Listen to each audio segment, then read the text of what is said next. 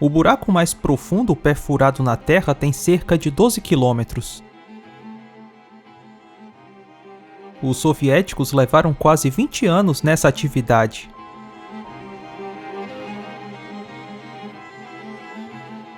A perfuração foi interrompida porque, a essa profundidade, as temperaturas chegavam a 180 graus Celsius, mais do que as máquinas suportavam. Eles encontraram depósitos de água líquida a mais de 5 quilômetros de profundidade, algo que não se considerava possível até então. 12 quilômetros pode parecer muito, mas essa profundidade representa apenas 0,2% do raio da Terra. Em outras palavras, não temos a menor ideia do que tem debaixo da Terra.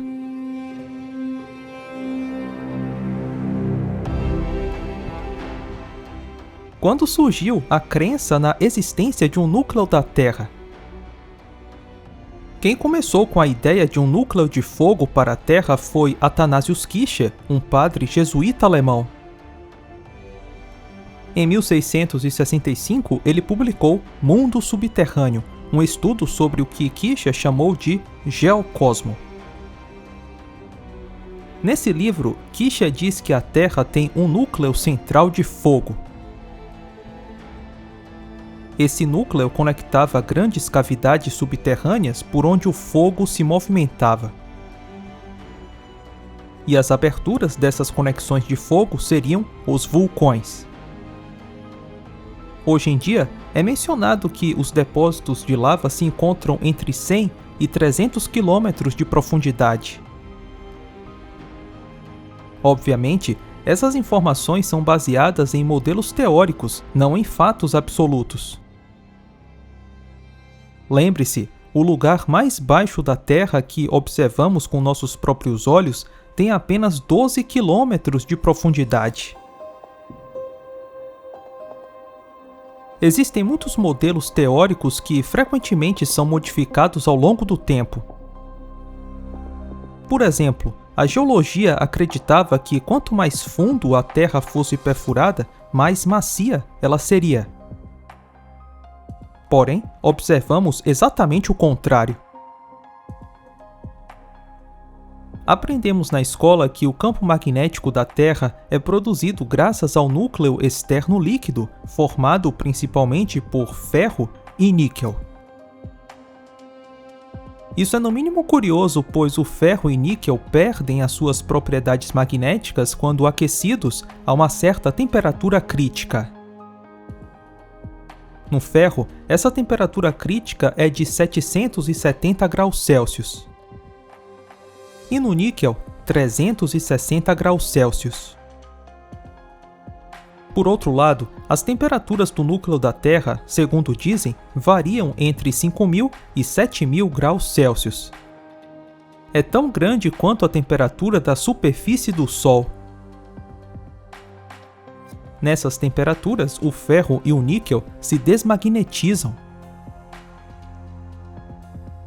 Então, para sair dessa contradição, os teóricos do núcleo da Terra de ferro líquido criaram uma teoria extremamente complexa chamada Teoria do Dínamo. Em resumo, essa teoria do dínamo diz que existem correntes elétricas que circulam o núcleo externo da Terra e produzem o campo magnético. Modelos do campo magnético da Terra, originados pela teoria do dínamo, são muito imprecisos e geram campos magnéticos fora da realidade.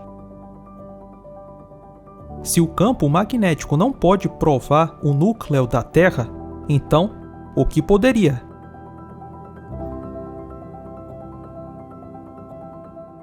Muitos acreditam que a existência do núcleo pode ser provada pelas ondas sísmicas. A geofísica nos diz que, quando acontece um terremoto, as ondas sísmicas são propagadas por toda a Terra.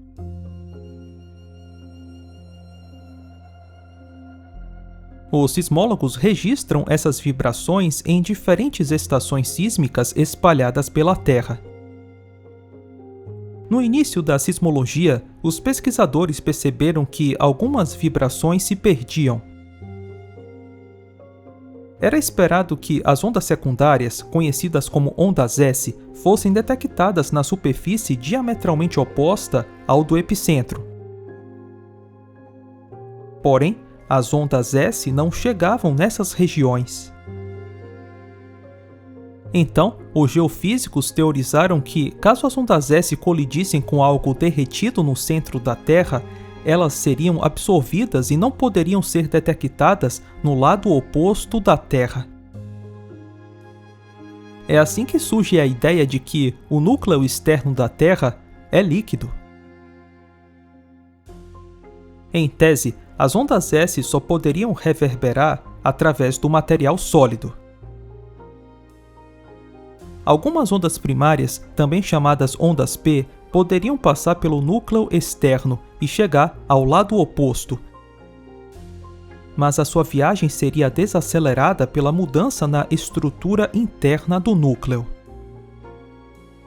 Já as ondas S nunca poderiam passar pelo núcleo externo. A região em que as ondas sísmicas não são detectadas é conhecida como zona de sombra sísmica. Muitas pessoas afirmam que essa zona de sombra é a prova definitiva do núcleo da Terra. Mas isso é muito especulativo por uma razão bem simples. Todas as medidas que envolvem o suposto núcleo da Terra são medidas indiretas. Por exemplo, a onda sísmica do maior terremoto registrado na história, na cidade de Valdívia, no Chile, não chegou ao lado oposto do globo para que a zona de sombra sísmica pudesse sequer ter sido medida.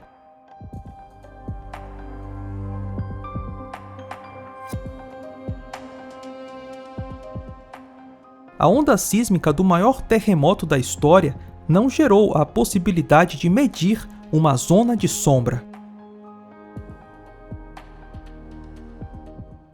Quase todos os terremotos ocorrem a uma profundidade menor do que 100 km. A maior profundidade de um terremoto medida diretamente foi de 750 km. A maioria das ondas sísmicas são captadas em profundidades muito menores do que essa, sendo já superficiais. Então, uma zona de sombra pode muito bem ser provocada por um terreno que esteja abaixo de formações salinas, e não por um suposto núcleo líquido. É bastante óbvio que a zona de sombra sísmica não pode provar a existência do núcleo da Terra. Não há comprovação direta de ondas sísmicas a profundidades maiores do que 750 km, o que seria praticamente o limite do manto superior.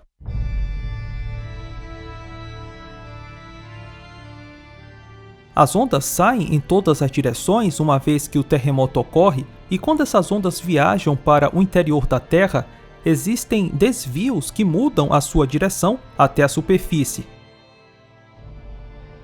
Esse desvio da onda sísmica é principalmente atribuído ao núcleo da Terra. Mas, na realidade, pode ser devido a qualquer outra coisa.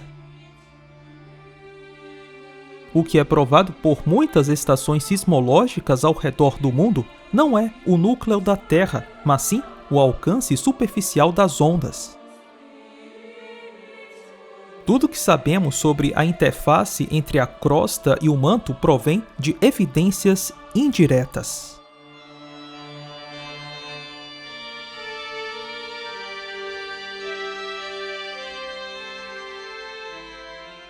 Não há nenhuma medida direta de ondas atravessando o suposto núcleo da Terra.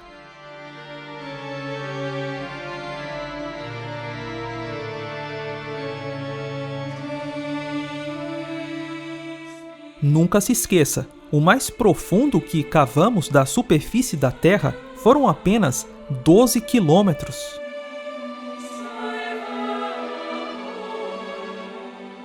O que tem abaixo disso? Só Deus sabe.